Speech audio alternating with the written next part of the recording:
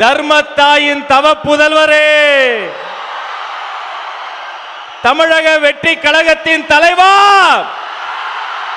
தலைவா வா, தலைமை ஏற்க வா, தலைமை உரைத்தா. தமிழக வெற்றி கழகத்தின் தலைவர் வேலூரில் இதோ உங்கள் முன்னால்.